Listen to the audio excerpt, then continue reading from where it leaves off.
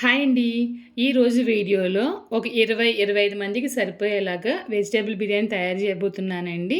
చాలా ఈజీ అనమాట. First time మీరు ఎక్కువ క్వాంటిటీలో చేయాలనుకుంటే కనుక ఈ విధంగా అయితే తయారు చేసేయండి. కావాల్సిన పదార్థాలన్నీ తీసి పెట్టేశానమాట.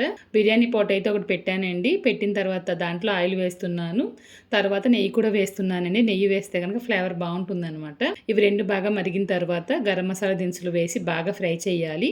ఇవి బాగా వేగిన తర్వాత సన్నగా తరిగిన ఉల్లిపాయ ముక్కలు, కొంచెం ఉప్పు వేసి ఉల్లిపాయ ముక్కలు మంచి బ్రౌన్ కలర్ వచ్చే వరకు బాగా ఫ్రై చేయాలండి. ఉల్లిపాయ ముక్కలు బాగా వేగిన తర్వాత అల్లం వెల్లిపాయ పేస్ట్ వేస్తున్నాను. ఫ్రెష్గా చేసింది వేయండి. వేసిన తర్వాత పచ్చివాసన పోయే వరకు బాగా ఫ్రై చేయండి. ఇప్పుడు దీంట్లో కట్ చేసి ఉంచిన కూరగాయ ముక్కలు వేస్తున్నానండి. నేనైతే క్యారెట్, బీన్స్, బంగాళదుంప ముక్కలు, టమాటో తీసుకున్నాను. మీరు కావాలనుకుంటే బీట్రూట్ కానివ్వండి, కాలీఫ్లవర్ కానివ్వండి తీసుకోవచ్చు. రుచికి తగినంత సాల్ట్ వేసి బాగా ఒకసారి ఫ్రై చేసి మూత పెట్టి ఒక 5 నిమిషాలైనా కూరగాయ ముక్కలు మగ్గనివ్వండి. నేను ఇంక ఈరోజు బిర్యానీ చేస్తున్న ఈ పాట్ వచ్చేసి ప్రేలేడీ అనే వెబ్సైట్ నుంచి తీసుకున్న all in one multi cook pot అండి. ఆల్రెడీ మన ఛానల్లో దీన్ని చిన్నది చూపించాను కదా, ఇదైతే పెద్ద సైజ్ అనమాట. మీరు అన్నం వార్చలేకపోతున్నారంటే కనుక ఇది ఉపయోగించి కేజీన్నర రైస్ అనేది ఈజీగా వండేయచ్చండి.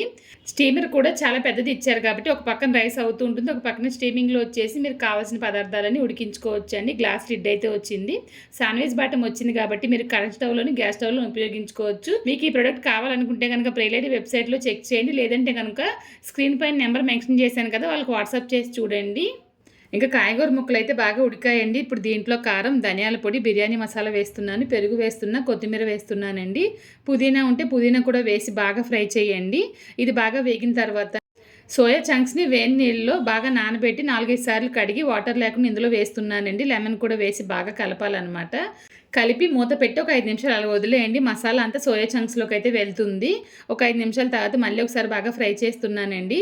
నేనైతే రైసు ఈ గిన్నెతో తీసుకున్నాను అనమాట. దీంతో 2 తీసుకున్నాను, అంటే కేజీ-పావు రైస్ అయితే తీసుకున్నానండి. 1కి 2 కింద 4 గిన్నెల వాటర్ అయితే పోస్తున్నానండి. పోసిన తర్వాత బాగా కలపాలన్నమాట. కలిపి రుచికి తగ్గట్లుగా ఉప్పు అనేది అడ్జస్ట్ చేసి వేసుకోండి.